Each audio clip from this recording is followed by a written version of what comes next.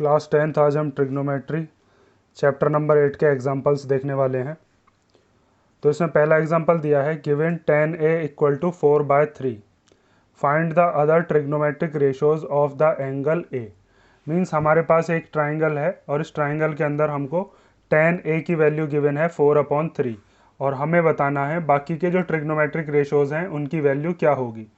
तो उसके लिए मैंने आपको इंट्रोडक्शन वाले पार्ट में बताया था कि हमारे पास एक ट्रिक होती है कि PBP upon HHB means Pandit Badri Prasad हर हर भोले, और यहाँ पर सोना चांदी तोले।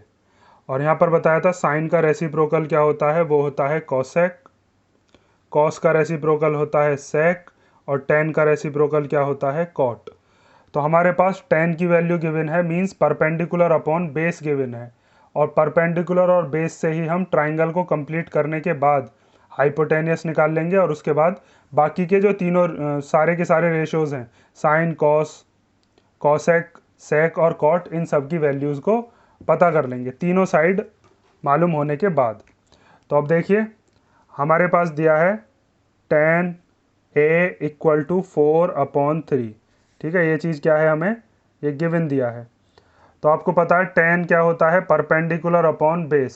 तो अब आप लिख सकते हो tan a इक्वल टू होता है परपेंडिकुलर अपॉन बेस। और अगर आप एंगल a के सामने वाली साइड देख रहे होगे तो एंगल a के जो अपोजिट वाली साइड होगी उसी को हम क्या कहते हैं, perpendicular. Side opposite to angle a is perpendicular, तो ये हो जाएगा आपका परपेंडिकुलर। और ये जो एडजेसेंट साइड होती है एंगल a से जो लगी हुई साइड है इसको हम क्या कहते हैं, बेस। और जो 90 डिग्री के सामने वाली साइड होती है उसको हम क्या कहते हैं, उसको हम कहते हैं हाइपोटेनियस। ठीक है, तो परपेंडिकुलर कौन सा है यहाँ पर, वो है BC। तो परपेंडिकुलर आ गया BC and base is AB। तो अब आप लिख सकते हो BC हमको गिवन है 4 और AB कितना है 3। तो हमें BC और AB का रेशो पता है 4:3। यहाँ से हम हाइपोटेनियस निकालेंगे बाय यूजिंग पाइथागोरस थ्योरम। तो in triangle ABC hypotenuse square equal to होगा base square plus perpendicular square. ठीक, तो हाइपोटेनस का नाम क्या है, हाइपोटेनस है यहाँ से यहाँ तक AC। तो अब आप लिख सकते हो AC square equal to base कितना है, बेस है हमारे पास 3 और परपेंडिकुलर कितना है, परपेंडिकुलर है 4। तो अब आप लिखोगे बेस की जगह पर 3 और परपेंडिकुलर की जगह पर लिख दोगे 4। तो AC square equal to 3 square कितना हो जाएगा 9 एंड 4 स्क्वायर इज 16। तो AC स्क्वायर इक्वल टू आ गया 9 + 16 इज 25 एंड स्क्वायर को जब हम इधर शिफ्ट करेंगे तो इधर आके क्या बन जाएगा, स्क्वायर रूट। तो AC इक्वल टू आ जाएगा अंडर रूट के अंदर 25 एंड 25 का रूट क्या होता है 5 × 5। जब इसके पेयर बन जाएंगे तो बाहर निकल के क्या हो जाएगा, ये AC इक्वल टू 5। ठीक है, तो यहाँ से हमारे पास किस किस की वैल्यू आ गई, बेस पता चल गया हमें, परपेंडिकुलर पता चल गया और साथ में हाइपोटेनियस भी। अब हम साइन कॉसेक कॉस सेक और कॉट इन सब की वैल्यूज़ को बता देंगे। तो आपको पता होगा साइन क्या होता है, तो हम लिखेंगे साइन A इक्वल टू होता है परपेंडिकुलर अपॉन हाइपोटेनियस। तो अब आप लिखोगे sine A equal to perpendicular upon hypotenuse. तो यहाँ पर परपेंडिकुलर कितना है 4 और हाइपोटेनियस हमने अभी निकाली है वो कितनी है, वो है 5। हाइपोटेनस कितनी आई है हमारे पास 5। तो साइन A की वैल्यू कितनी आ गई 4/5। और साइन और कॉसेक एक दूसरे के रेसिप्रोकल होते हैं, तो हम लिख सकते हैं कॉसेक इक्वल टू क्या हो जाएगा, कॉसेक होता है हाइपोटेनियस अपॉन परपेंडिकुलर, या फिर आप इसका रेसिप्रोकल डायरेक्ट भी लिख सकते हो। तो वो कितना हो जाएगा, हाइपोटेनस है 5 और परपेंडिकुलर इज 4। तो हमारे पास कॉसेक की वैल्यू आ गई 5/4। उसके बाद हम देखते हैं कॉस क्या होता है। तो कॉस A इक्वल टू होता है base upon hypotenuse, base upon hypotenuse. तो बेस कितना है हमारे पास यहाँ से यहाँ तक, यह है AB जो कि कितना है 3 और हाइपोटेनियस कितनी है, हाइपोटेनियस यहाँ से यहाँ तक ये कितनी गिवन है, ये है 5। ठीक है, तो कॉस A हमारे पास कितना आ गया 3/5 और कॉस का ही रेसिप्रोकल क्या होता है सेक। तो हम लिख सकते हैं सेक A इक्वल टू हो गया हमारे पास जो भी कॉस की वैल्यू आई है उसका रेसिप्रोकल कर दो, H/B means hypotenuse upon base and this is 5/5। 3। And now last हमारे पास क्या है, कॉट। तो हम लिखते हैं कॉट ए इक्वल टू क्या होगा, कॉट होता है tan का रेसिप्रोकल। मीन्स हमें जो ये tan की वैल्यू दी थी 4/3, इसका रेसिप्रोकल कर देंगे तो क्या आ जाएगा 3/4। या फिर आप यहाँ से भी लिख सकते हो base upon perpendicular, base upon perpendicular. तो बेस अपॉन परपेंडिकुलर, बेस कितना है यहाँ से 3 और परपेंडिकुलर कितना है, परपेंडिकुलर है 4। तो यहाँ से हम कह सकते हैं हमारे पास बाकी के जो पांचों रेशियोज थे उनकी वैल्यूज़ ये आ गई। ठीक है, यहाँ पर आप इनके P/H के बाद यहाँ पर साइड्स के नेम भी लिख सकते हो कि जैसे परपेंडिकुलर कौन सा है वो है BC और हाइपोटेनियस कौन सी है वो है AC। ठीक है, एग्जाम में जब करके आओगे तो परपेंडिकुलर अपॉन हाइपोटेनियस के आगे एक चीज़ और लिखोगे, perpendicular is BC and hypotenuse is AC। तो यहाँ पर एक चीज़ और हम लिख सकते हैं BC अपॉन AC। ठीक है, ये चीज़ समझ गए होगा आप। इसके बीच में यहाँ पर हम सब में साइड्स भी लिख सकते हैं। तो ये क्वेश्चन नंबर फर्स्ट आपका कंप्लीट हुआ। अब हम चलते हैं क्वेश्चन नंबर सेकंड को देखते हैं। तो question number second is given that if angle B and angle Q are acute angles such that sin B equal to sin Q, then prove that angle B equal to angle Q। Means हमारे पास angle B और angle Q जो दिए हैं ये कैसे angles हैं, acute angles.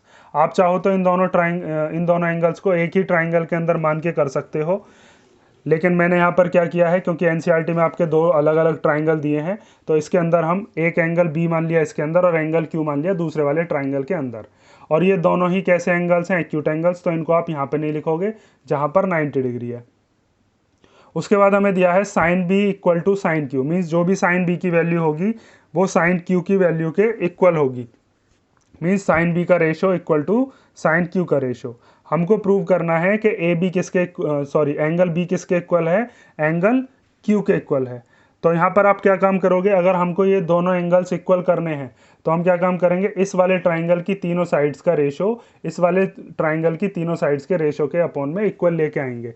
आपने पढ़ा होगा चैप्टर नंबर 6 के अंदर कि अगर हम दो ट्राइंगल्स की साइड्स का रेशो इक्वल ले आते हैं तो वो दोनों ट्राइंगल कहलाते हैं सिमिलर। और ट्राइंगल सिमिलर होने के बाद हम CPST से हम क्या लिख देंगे, एंगल बी किसके इक्वल है, एंगल क्यू के। मीन्स हम ऐसे लिखेंगे कि AB अपॉन ये वाली जो साइड है ये इस वाली साइड के अपॉन में, मीन्स AB अपॉन PQ, और ये वाली जो साइड है AC अपॉन PR, और तीसरी साइड क्या है, तीसरी साइड ये वाली है, इसका नाम क्या है और इसका नाम क्या है, इसका नाम है BC, और इधर वाली साइड का नाम क्या है QR। अगर हम ऐसा रेशो बना देते हैं इन दोनों ट्राइंगल्स के अंदर तो इसका मतलब ये दोनों ट्राइंगल सिमिलर हो जाएंगे। उसके बाद हम एंगल बी और एंगल क्यू को क्या कर लेंगे, इक्वल। ठीक है, by using CPST corresponding parts of similar triangles. तो अब आपको सबसे पहले क्वेश्चन में गिवन क्या है उसकी हेल्प से हम करना शुरू करेंगे। साइन बी इक्वल टू हमें क्या दिया है, साइन क्यू, और वहां से हम कोशिश करते हैं ऐसा रेशो अगर बन जाता है तो। ठीक है, तो यहाँ पर आप सॉल्यूशन देखो। सबसे पहले हमको गिवन दिया है, इट इज गिवन दैट के साइन बी इक्वल टू क्या है, साइन क्यू। तो साइन बी की वैल्यू अगर हम निकालते हैं तो साइन बी क्या होगा, साइन आपको पता है वो क्या होता है, परपेंडिकुलर अपॉन हाइपोटेनियस। तो परपेंडिकुलर क्या होता है, परपेंडिकुलर होता है जिस भी थीटा के बारे में, जिस एंगल के बारे में हम बात कर रहे हैं उसके सामने वाली साइड या फिर उसके अपोजिट वाली साइड। तो perpendicular is AC। And hypotenuse कौन सी होती है, जो 90 डिग्री के सामने वाली साइड होती है वो कौन सी है, AB। तो हमें साइन बी की वैल्यू हमने निकाल ली, वो हो गई AC अपॉन AB। उसके बाद हमें इस वाले ट्राइंगल में भी यही चीज़ करनी है। तो साइन क्यू इक्वल टू क्या होगा, फिर वो भी लिखोगे परपेंडिकुलर अपॉन हाइपोटेनियस। तो यहाँ पर इस एंगल क्यू के सामने परपेंडिकुलर कौन सा है, वो है PR।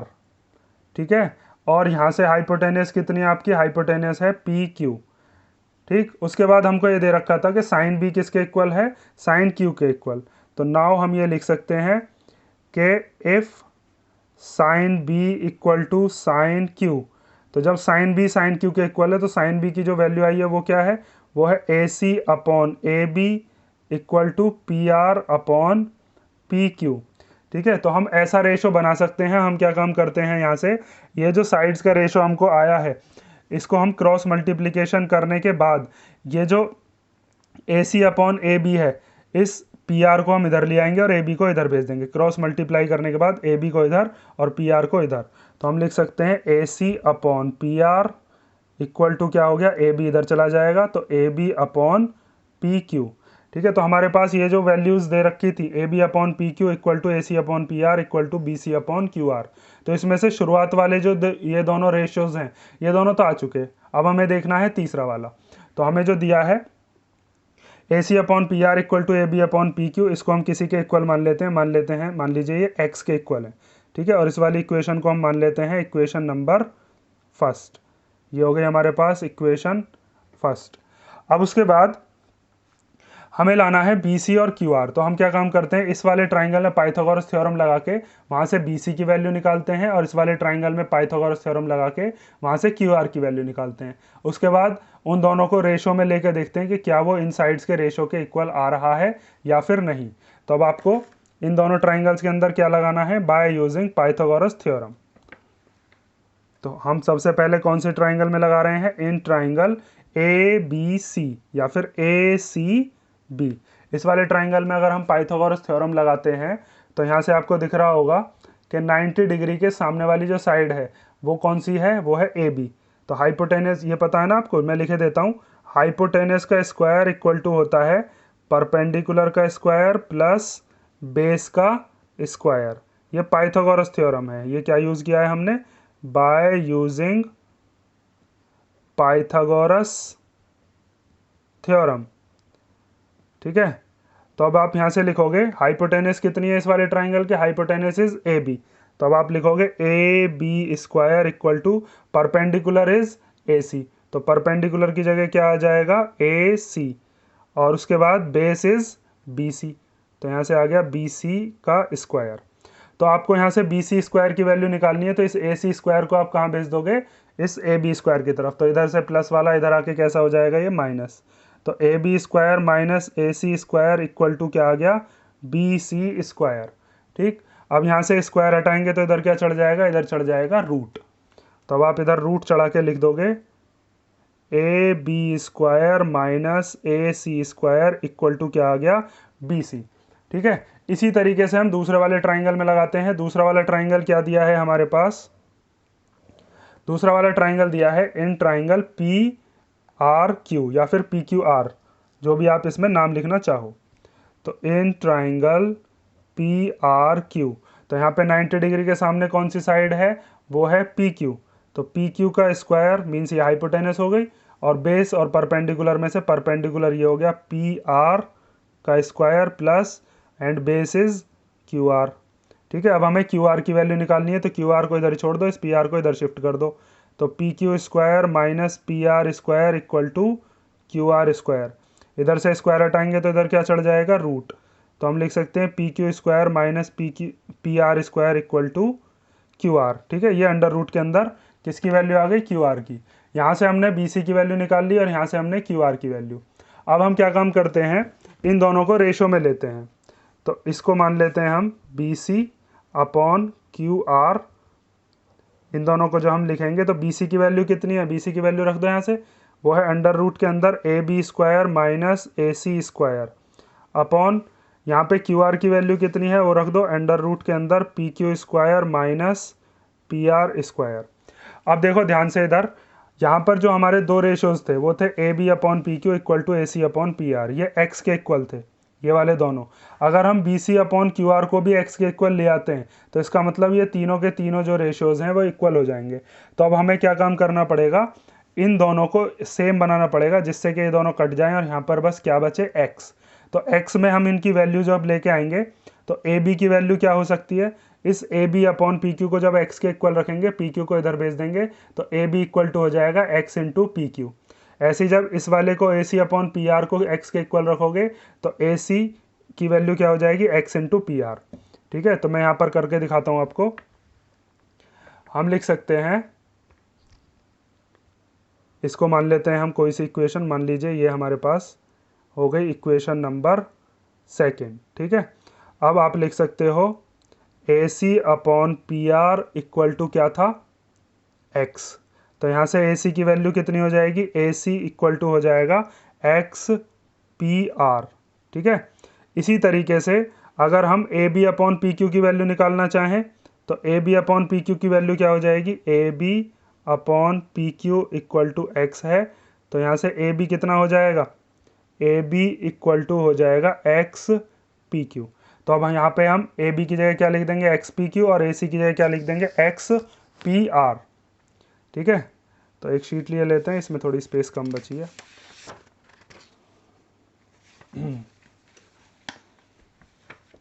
देखो, तो हमारे पास जो दिया है वो है B C upon Q R equal to दिया था under root A B square minus A C square upon under root P Q square minus P R square. तो अब आप यहाँ पर वैल्यू पुट कर सकते हो। वैल्यू जब हम पुट करेंगे तो ए बी स्क्वायर की जगह क्या आ जाएगा, ए बी की वैल्यू अभी निकाली है ना हमने यहाँ पर, तो ए बी इक्वल टू कितना है, एक्स पी क्यू। तो ए बी की जगह आप लिख दोगे एक्स पी क्यू इसका स्क्वायर माइनस ए सी की वैल्यू कितनी है, वो है एक्स पी आर। तो ए सी की जगह क्या लिख देंगे, एक्स पी आर इसका स्क्वायर, और अपॉन में क्या चल रहा है इसके, under root P Q square minus P R square. अब आपको रूट खोलने हैं तो B C upon Q R equal to under root के अंदर यहाँ पर एक्स का स्क्वायर और पी क्यू का स्क्वायर, तो X square P Q square minus X square P R square.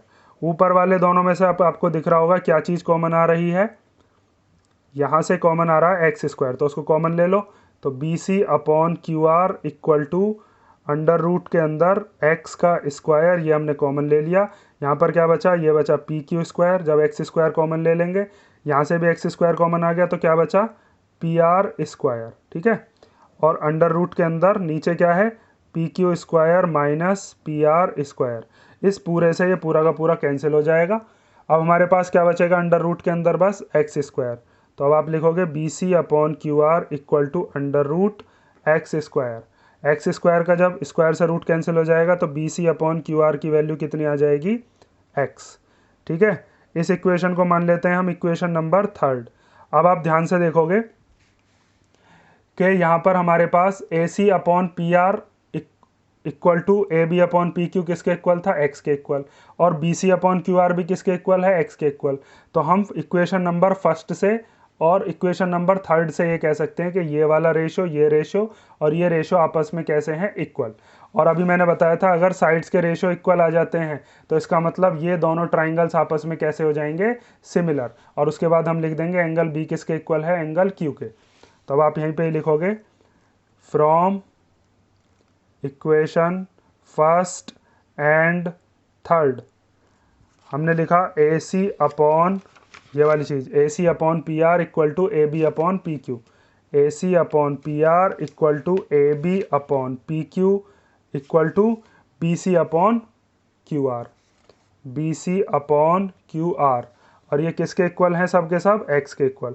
तो देयरफॉर हम ये कह सकते हैं ये जो दो ट्राइंगल थे, एक triangle A C B and another is triangle P R Q, these triangles are similar to each other. Therefore angle B equal to angle Q by using C P S T. तो अब आप यही चीज़ लिखोगे यहाँ पर कि triangle A C B is similar to triangle P R Q by using side side side similarity. ठीक है, दो ट्राइंगल अगर सिमिलर होते हैं तो अब हम लिख सकते हैं एंगल बी जो कि इस वाले ट्राइंगल में आ रहा था और एंगल क्यू, ये दोनों इसमें, मतलब एंगल क्यू इसमें आ रहा था, तो हम लिख सकते हैं by using C P S T. और ये सी पी एस टी आपने पढ़ा होगा, जैसे सी पी सी टी होता है ना, corresponding parts of congruent triangles, ऐसे ये सी पी एस टी क्या होता है, सी पी एस टी का फुल फॉर्म होता है corresponding parts of similar triangles. ठीक है, अगर दो ट्राइंगल अगर सिमिलर कर दिए जाएं तो उनके जो एंगल्स हैं उनको हम इक्वल लिख सकते हैं। तो इसी तरीके से हमने ये दोनों ट्राइंगल इक्वल करे और वहाँ से हमने एंगल्स को इक्वल कर दिया। ठीक है, आपको ध्यान रखनी है ये चीज़, ये जो चीज़ मैंने यहाँ पे करी थी इससे आप अंदाज़ा लगाओगे, ये आपको करना नहीं है सॉल्यूशन में, ये तो अंदाज़ा लगाने के लिए है कि ये वाली चीज़ अगर हम ले आते हैं तो दोनों ट्राइंगल सिमिलर हो जाएंगे। ये चीज़ नहीं लिखनी है आपको, ये वाली, ये ठीक है, बाकी जितना मैंने किया है बिल्कुल सेम आप ऐसे ही करोगे, बिल्कुल सेम। ठीक है, अब हम देखते हैं एग्जाम्पल नंबर 3। ये वाला एग्जाम्पल जरूर कर लेना, ये एग्जाम्पल बहुत ज़्यादा इंपॉर्टेंट है। एग्जाम्पल नंबर 2, इसके जैसा एक क्वेश्चन तुम्हारे एक्सरसाइज में भी है, लेकिन उसके अंदर जो हमारे पास एंगल दिए थे वो दोनों एक ही ट्राइंगल के थे, तो वो वाला क्वेश्चन जो था वो बहुत ज़्यादा सिंपल था। ये थोड़ा लेंदी है, इसको ध्यान से कर लेना। आगे देखो, अब example number 3 is consider triangle A C B right angled at C. Means हमें एक ट्राइंगल दिया है जिसका नाम है ए सी बी, और इसमें राइट एंगल मीन्स 90 डिग्री का एंगल कहाँ पर है, सी वाले पॉइंट पर या सी वाले वर्टेक्स पर। ए बी हमको दिया है 29 यूनिट, यहाँ से यहाँ तक ये कितना है 29 यूनिट, और बी सी हमें कितना गिवन है 21 यूनिट। और angle A B C means ये वाला जो एंगल है ये कितना है, ये है थीटा। हमें निकालना है cos square theta plus sign square theta की वैल्यू क्या होती है। देखिए इसकी वैल्यू 1 आएगी, क्योंकि ये एक आइडेंटिटी भी होती है। आपने अगर एक्सरसाइज 8.4 करी होगी तो उसके इंट्रोडक्शन में मैं इसका प्रूफ बता चुका हूँ, लेकिन यहाँ पर हमको किससे करना है, ये ट्राइंगल कंप्लीट करने के बाद तब इसकी वैल्यू लेके आनी है हमको। और ऐसे ही cos square theta minus sin square theta की वैल्यू क्या होती है वो भी हमें ट्राइंगल कंप्लीट करने के बाद पता चल जाएगी। तो इस ट्राइंगल में पाइथागोरस थ्योरम लगाने के बाद दो साइड हमें दे रखी है, तीसरी साइड पता करनी है, और फिर हम कॉस की वैल्यू निकालकर साइन की वैल्यू निकालकर दोनों पार्ट्स को कर देंगे। तो सबसे पहले इस ट्राइंगल को कंप्लीट करोगे तो थीटा के सामने वाली साइड क्या कहलाती है, ये हो गया आपका परपेंडिकुलर। थीटा से जो एडजेसेंट साइड होती है इसको हम क्या कहते हैं, base, and this is hypotenuse. तो आपने पाइथागोरस थ्योरम पढ़ी है in triangle A C B. हम क्या यूज कर रहे हैं, बाय यूजिंग पाइथागोरस थ्योरम। ठीक है, तो पाइथागोरस थ्योरम हम कैसे सॉल्व करते हैं, हाइपोटेन्यूस का स्क्वायर, हाइपोटेन्यूस का नाम क्या है ए बी, तो A B square equal to होगा बेस का स्क्वायर प्लस परपेंडिकुलर का स्क्वायर। तो बेस क्या है, वो है B C, and perpendicular is A C. तो आपके पास ए बी गिवन है, कितनी है वो 29, तो 29 का स्क्वायर। उसके बाद बी सी का स्क्वायर, बी सी कितना है यहाँ से यहाँ तक, ये है 21 का स्क्वायर। उसके बाद ए सी हमको फाइंड आउट करनी है, तो ए सी स्क्वायर हमने एज इट इज़ लिख दिया। तो 29 का अगर आप स्क्वायर करते हो तो 29 का स्क्वायर कितना आ जाएगा 841। स्क्वायर आता है ना 29 की मल्टीप्लाई 29 में। उसके बाद 21 का स्क्वायर हम करते हैं तो वो आता है 441 equal to A C square. इधर से ये प्लस का इधर आएगा तो माइनस में, 841 minus 441 equal to A C square. 841 में से अब 441 जाएंगे तो कितना बचेगा 400 equal to A C square. और जब स्क्वायर हटाएंगे तो इधर क्या चढ़ा देंगे रूट, और ये 400 किसका रूट होता है, ये होता है 20 का। ठीक है, प्राइम फैक्टराइजेशन करके भी आप निकाल सकते हो। प्राइम फैक्टराइजेशन आपने सीखे होंगे, ऐसे करके जब प्राइम फैक्टराइजेशन करोगे 400 का, और प्राइम फैक्टराइजेशन करने के बाद पेयर बनाने शुरू करोगे। जैसे पेयर आपने बनाए, 2 से आप इसको काटोगे 50 बार, 2 से ये जाएगा 25 बार, 25 5 के में आता है 5 बार, और फिर 5 अपने में। तो एक 2 यहाँ से आएगा, एक 2 यहाँ से, और एक 5 यहाँ से। तो 2 2 जा 4 एंड 4 5 जा 20। तो हम यहाँ पे लिख सकते हैं ये किसका हो जाएगा, ए सी आ गया हमारे पास 20 यूनिट। ठीक है, अब हमारे पास ए सी आ गई। हमारे पास जो फर्स्ट वाला क्वेश्चन था उसमें हमें किस किस की वैल्यू पता करनी है, कॉस की और साइन की। अगर हमारे पास कॉस और साइन आ जाते हैं तो हम कॉस स्क्वायर थीटा और साइन स्क्वायर थीटा करके उनकी वैल्यूज़ को निकाल देंगे। तो फर्स्ट हमारे पास हमें कॉस थीटा की वैल्यू पता होनी चाहिए। कॉस क्या होता है, वो होता है बेस अपॉन हाइपोटेनियस। तो बेस कितना है यहाँ से 21 एंड हाइपोटेनियस इज 29। उसके बाद साइन थीटा कितना होता है, ये होता है परपेंडिकुलर अपॉन हाइपोटेनियस। ठीक है, ये चीज़ पता है ना आपको, ये चीज़ मैं आपको इंट्रोडक्शन वाले पार्ट में बता चुका हूँ, जहाँ पे मैंने बताया था पंडित बद्री प्रसाद हर हर भोले, वहाँ से आप निकाल सकते हो ये बी अपॉन एच और पी अपॉन एच कैसे आया। ठीक है, तो परपेंडिकुलर कितना है, परपेंडिकुलर अभी निकालना है हमने, वो कितना है, वो है हमारे पास 21। तो यहाँ पर रख देंगे, सॉरी परपेंडिकुलर है 20 और हाइपोटेनस कितनी है 29। अब हमारे पास जो हमें फर्स्ट पार्ट निकालना था उसमें cos square theta plus sign square theta, तो हमें वैल्यू निकालनी है cos square theta plus sign square theta. तो कॉस थीटा की वैल्यू कितनी है 21/29, तो इसका स्क्वायर कर देंगे 21/29 का स्क्वायर। ठीक है, और प्लस साइन स्क्वायर थीटा की वैल्यू, साइन थीटा की जो भी वैल्यू है हमारे पास 20/29, इसका क्या कर देंगे स्क्वायर। तो अब आपको पता होगा 21 का स्क्वायर कितना होता है, अभी यहाँ पर भी किया था हमने 441/29 का स्क्वायर कितना होता है, अभी किया था वो होता है 841। फिर 20 का स्क्वायर कितना होता है, 20 का स्क्वायर करेंगे तो 400 आ जाएगा, और अपॉन में कितना है 29 का स्क्वायर मीन्स 841। अब जब हम इसका एलसीएम लेंगे तो नीचे वाली डिजिट तो एज इट इज़ आ जाएगी क्योंकि बिल्कुल सेम है, ऊपर वाले इनको हम क्या कर देंगे न्यूमरेटर्स को प्लस। तो 400 में जब 441 को प्लस करेंगे तो कितना आएगा 841/841, और 841 को जब 841 से काटोगे तो आपके पास क्या आ जाएगा, वो आंसर आएगा 1। तो इसका मतलब हमारा आंसर कितना आ गया, आंसर आया हमारे पास 1। ठीक है, ये तो हमारे पास वैल्यू आ गई किसकी, cos square theta plus sign square theta की। अब हमारे पास सेकंड है cos square theta minus sin square theta. तो अब हम माइनस वाली वैल्यू निकाल लेते हैं। सेकंड हमको दिया है cos square theta minus sin square theta. तो कॉस थीटा की वैल्यू कितनी है, देखो यहाँ पर निकालिए 21/29। तो यहाँ पर आप लिख दोगे 21/29 का square minus sin square theta means sine theta की वैल्यू कितनी है 20/29। तो यहाँ पर हम लिख देंगे 20/29 का स्क्वायर।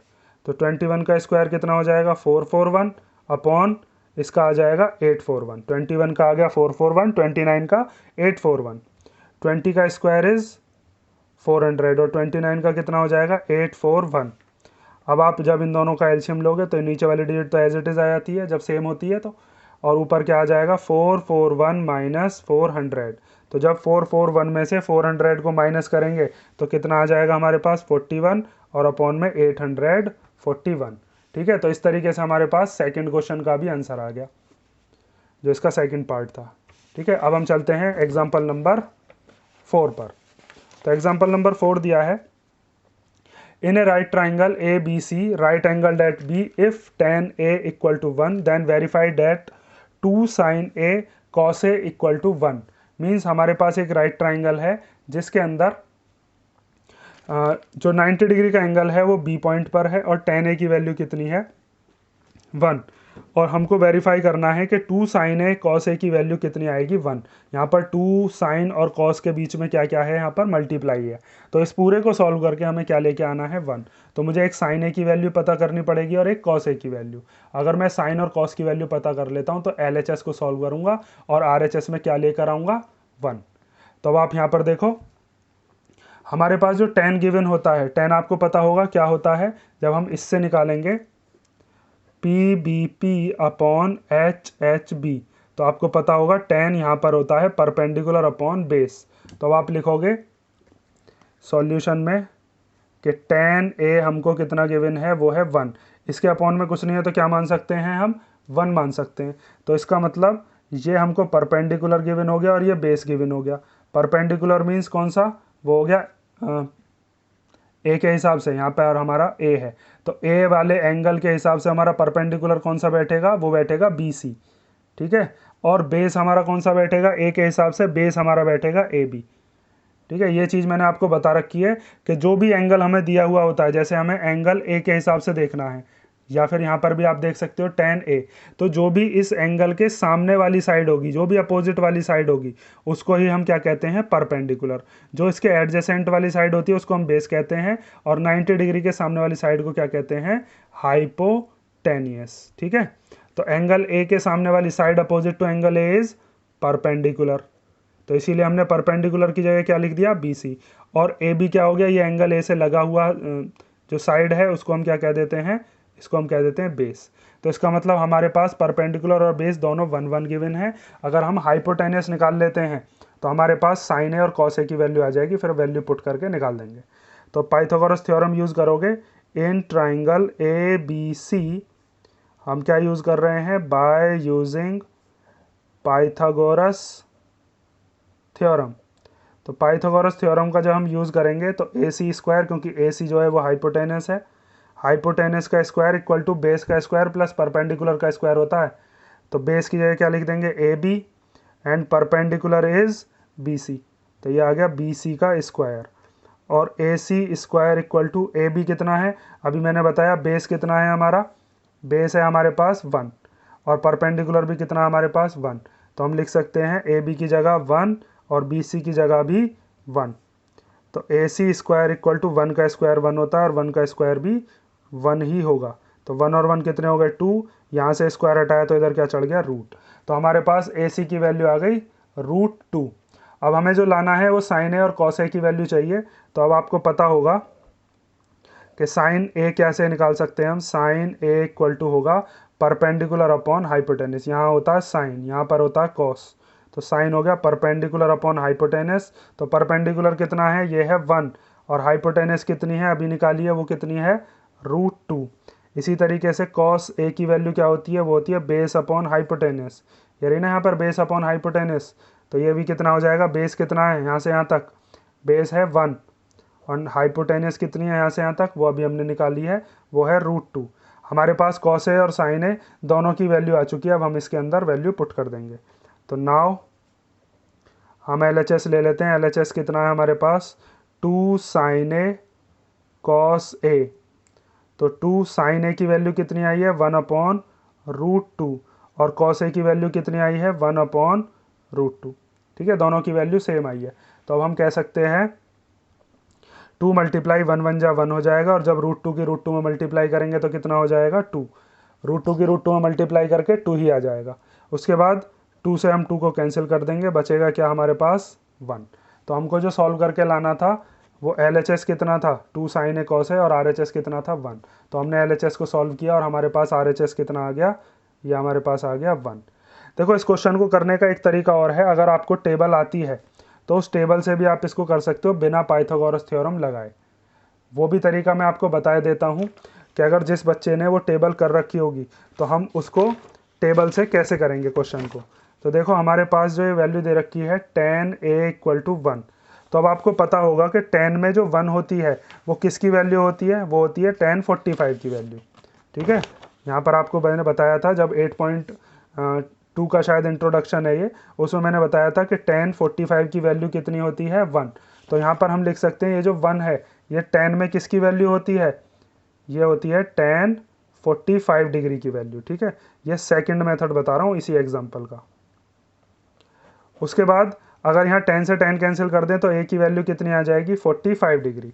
अब देखो हमें जो प्रूव करना है 2 sine A cos A equal to 1, तो हमारे पास LHS है 2 साइन ए कॉस ए और हम अभी निकाल चुके हैं a की वैल्यू कितनी है 45, तो 2 साइन 45 डिग्री और कॉस 45 डिग्री।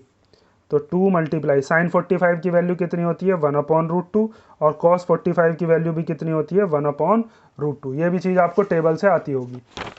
देखो साइन 45 की भी 1/√2 और कॉस 45 की भी 1/√2। तो अब ये बिल्कुल सेम पिछले वाले क्वेश्चन की तरह हो गया ना, यहाँ पर हमें पाइथागोरस थ्योरम नहीं लगानी पड़ी। तो अब आप √2 की जब √2 में मल्टीप्लाई करोगे तो कितना आ जाएगा 1 1 जा 1 एंड √2 की √2 में करके आ गया 2। तो 2 से 2 कैंसिल हो गया, हमारे पास क्या बचा 1। तो इस तरीके से भी आप कर सकते हो, ये भी हमारा किसके इक्वल आ गया RHS।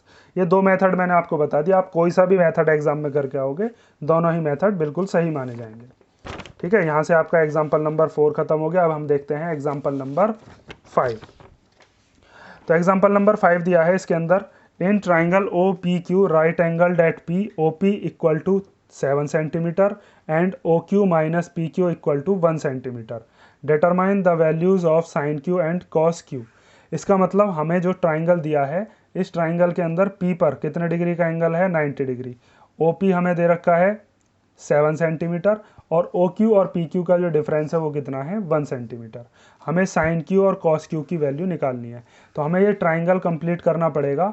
ट्राइंगल कंप्लीट करने के बाद हम साइन को निकालेंगे परपेंडिकुलर अपॉन हाइपोटेनस से और कॉस को निकालेंगे बेस अपॉन हाइपोटेनस से।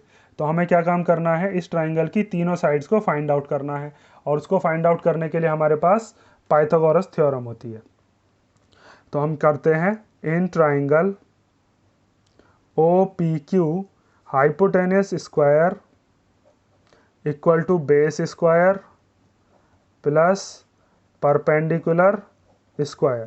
ठीक है, तो यहाँ पर आपको एक चीज़ दिख रही होगी कि जो हमको एंगल लेना है एंगल Q, एंगल क्यू यहाँ पर है, तो एंगल क्यू के जो सामने वाली जो साइड होगी, इस वाली साइड को हम क्या कहेंगे, ये होगा हमारा परपेंडिकुलर। इस क्यू से ये जो लगी हुई साइड है, इसको हम क्या कहेंगे, ये होगा हमारा बेस। और जो 90 डिग्री के सामने वाली साइड होती है उसको हम क्या कहते हैं, हाइपोटेनियस। ठीक है, हमेशा ये चीज़ याद रखोगे, जिस एंगल के रेफरेंस में बात हो रही होगी उसके अपोजिट वाली जो साइड होगी, जैसे इसके अपोजिट ये, वो ही परपेंडिकुलर होगा। 90 डिग्री के सामने वाली क्या होगी, हाइपोटेनियस, और जो बची हुई साइड है वो क्या होगी, बेस। तो अब आप यहाँ से लिख सकते हो हाइपोटेनियस कितनी है, वो है ओ क्यू। तो हाइपोटेनियस की जगह लिख दिया हमने ओ क्यू का स्क्वायर इक्वल टू बेस कितना है यहाँ से यहाँ तक, वो है पी क्यू। और उसके बाद हमें परपेंडिकुलर कितना गिवन है यहाँ से यहाँ तक, ओ पी। तो अब हम यहाँ पे देखते हैं, हमारे पास ओ पी की वैल्यू तो है, हमारे पास ना तो ओ क्यू की वैल्यू है ना ही पी क्यू की वैल्यू। उनके बारे में एक रिलेशन दिया है कि O Q minus P Q equal to what, 1 centimetre. तो हम क्या काम करते हैं, यहाँ से ओ क्यू की वैल्यू निकाल लेते हैं, इस पी क्यू को इधर शिफ्ट कर देते हैं। तो ओ क्यू की वैल्यू हम जब निकालेंगे तो वो कितनी आ जाएगी, 1 प्लस पी क्यू।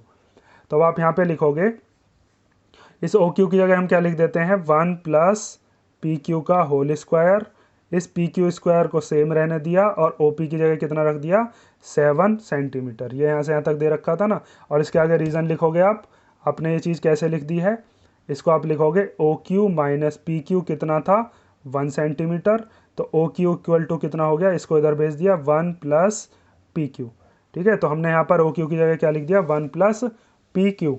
अब हम यहाँ पर आपके पास एक आइडेंटिटी होती है ए प्लस बी का होल स्क्वायर, जो कि होता है a square plus b square plus 2ab। तो यहाँ पर हम कौन सी आइडेंटिटी लगाने वाले हैं, अब a plus b square equal to होता है a square plus b square plus 2ab।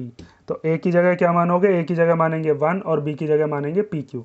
तो पहले ए का स्क्वायर मीन्स 1 का स्क्वायर, फिर बी का स्क्वायर मीन्स पी क्यू का स्क्वायर, उसके बाद 2ab।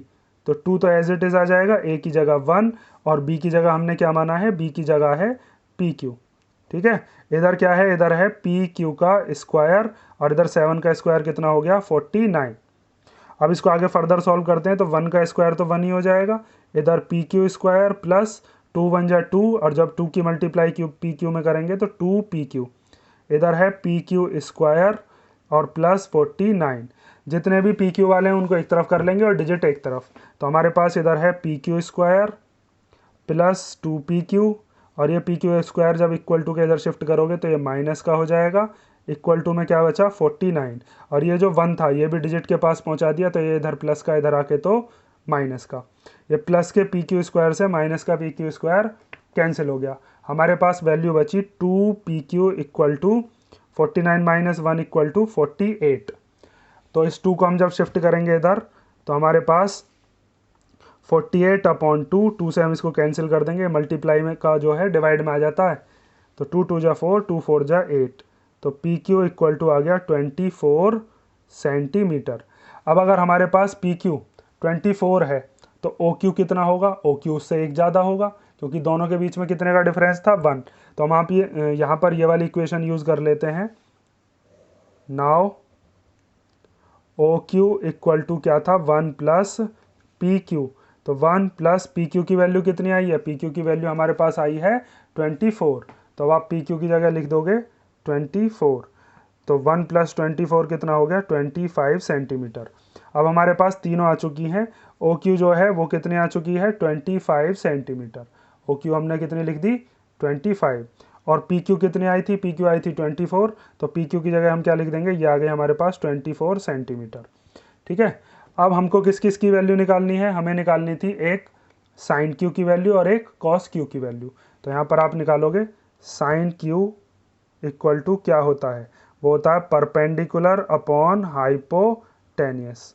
ठीक है, पंडित बद्री प्रसाद हर हर भोले, उससे इस चीज़ को आप कई बार प्रैक्टिस कर चुके हो। तो परपेंडिकुलर कितना है यहाँ पर, परपेंडिकुलर है 7। तो अब आप लिख दोगे 7। हाइपोटेनियस कितनी है यहाँ से यहाँ तक, तो हाइपोटेनियस है आपके पास 25। इसी तरीके से आप किसकी वैल्यू निकालोगे, कॉस क्यू की वैल्यू। तो कॉस क्यू कितना होता है हमारे पास, कॉस क्यू इक्वल टू होता है बेस अपॉन हाइपोटेनियस। तो बेस कितना है इसका, बेस है यहाँ से यहाँ तक कितना, पी क्यू। तो आप बेस की जगह लिख दोगे पी क्यू, या फिर डायरेक्ट आप लिख सकते हो कितनी है यहाँ से यहाँ तक 24। ठीक है। एग्जाम में आप चाहो तो एक स्टेप और बढ़ाकर यहाँ पर साइड्स के नाम भी लिख सकते हो, जैसे ये साइड है PQ और हाइपोटेनस का नाम क्या है OQ। तो बेस मैं लिख देता हूँ डायरेक्ट, कितना है 24 एंड हाइपोटेनस इज 25। ठीक है, तो इस तरीके से हमारे पास ये हमारा एग्जाम्पल नंबर कौन सा कंप्लीट होता है, एग्जाम्पल नंबर 5।